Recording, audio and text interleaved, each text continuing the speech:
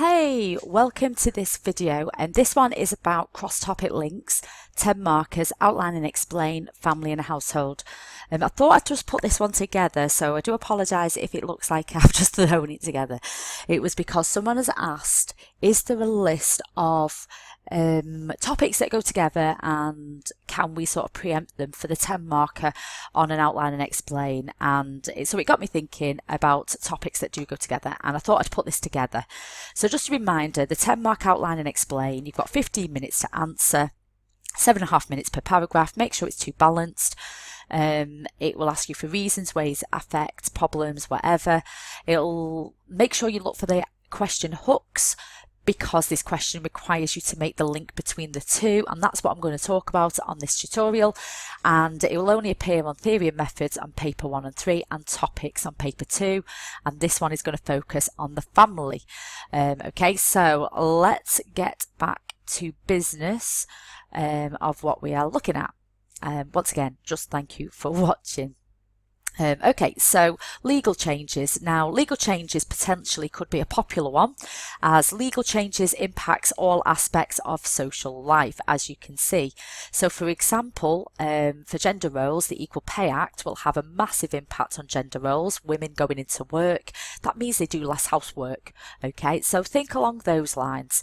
In terms of childhood, there has been the Child Protection or Education Act, and that has made children or childhood more child-centred.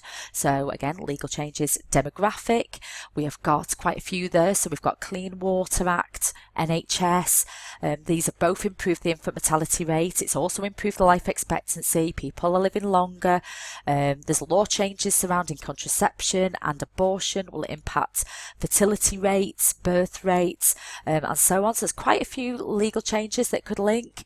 In terms of changing family patterns and diversity, we've got the Divorce Reform Act, Civil Partnership, Marriage Equality Bill. These are all impacting the family choices that people make, whether they are same-sex, heterosexual, becoming low parents, choosing to cohabit, or even reconstitute, so become a reconstituted family. A lot of these legal changes are quite positive, which functionalists would agree with. It helps the family perform its functions even better. So Fletcher, for example, would agree with that, whereas other sociologists are quite divided. For example, some feminists would argue that the legal changes such as equal pay is positive, so think liberal feminists, whereas maternity leave might reinforce patriarchy. Marxists would argue that any legal changes are just a reaction to capitalism, and so on. Okay, so let's move on. What about attitude changes or declining stigma? So again, there's a change in attitudes towards fatherhood in terms of gender roles. Same-sex couples have changed this. It has an impact on gender roles. There's an attitude towards that because they're more likely to be equal, same-sex couples. In terms of childhood, there's an attitude towards that childhood is seen as a privileged and protected time of life, but it wasn't always like this. It's improved. It's more child-centred, and you can analyse by suggesting it's not a universal thing, that child abuse and inequality still exist within some children. You can apply your cages, so class differences between childhood and gender differences. There is still patriarchy existed. Attitudes towards demography, so women having little children later in life, that's going to cause a decrease in the birth rate. They're having fewer children or choosing not to have children at all. There is attitude changes there. There's loads of attitude changes to the change in family patterns. There's a lot less stigma against divorcees. There's no stigma or fewer stigma against same-sex couples or people cohabiting. That's no longer frowned upon. There is a lot of attitude changes there. In terms of theory, New Right believed the attitude changes should be traditional, whereas liberal feminists would favour these attitude changes towards the family. Most significantly, postmodernists would argue that these attitude changes is a signal that we are moving towards greater individualisation and negotiation of family roles and life chances and choices. So again, there's another one. Okay, moving on. changing the position of women. So women's equality in the workplace has had a knock-on effect in terms of gender roles. The change in position of women means that families are better off, so they can spend more money on their children. It becomes more child-centred. The position of women means that they're having fewer children, so the birth rate is declining, they're leaving it later in life. It's having an impact on the fertility rate.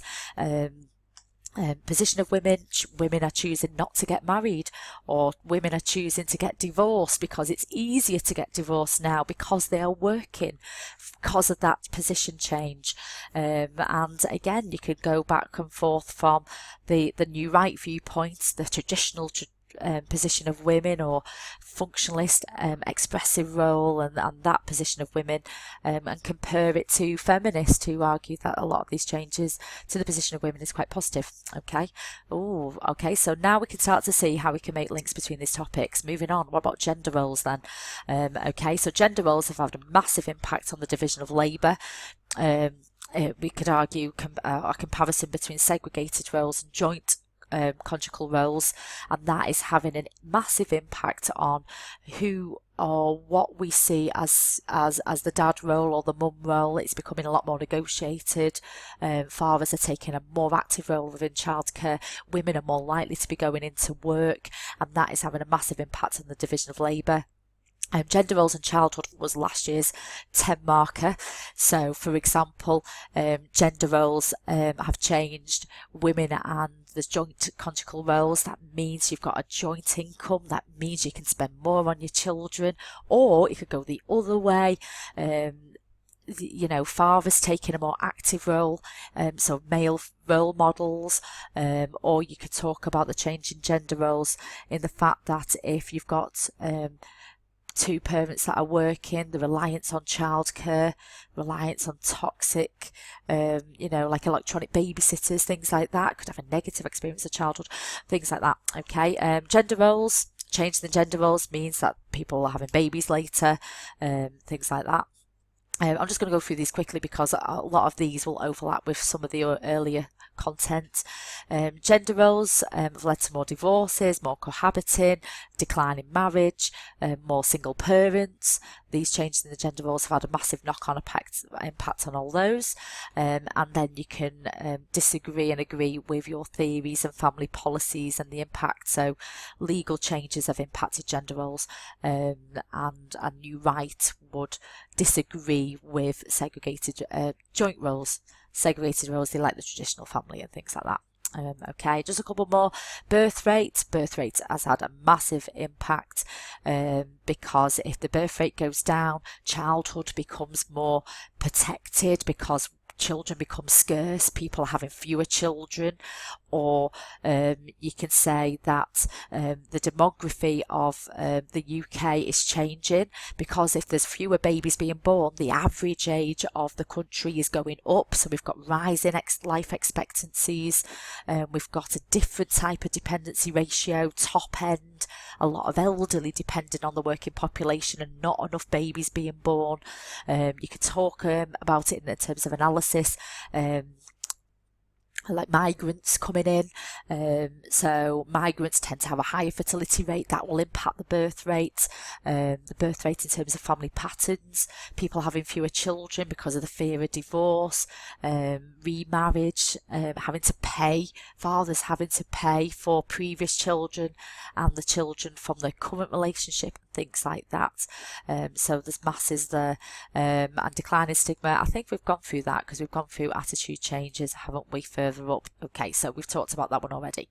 So here's a table that I've given my students to help have a little bit of a go at practicing. So you might want to have a go at filling that in, copying it out, just a quick jot using the things that we've talked about on here, and then once you've done that, you can have a little bit of a look at the answers that I typed up, so you can see a little bit of cross-referencing going on.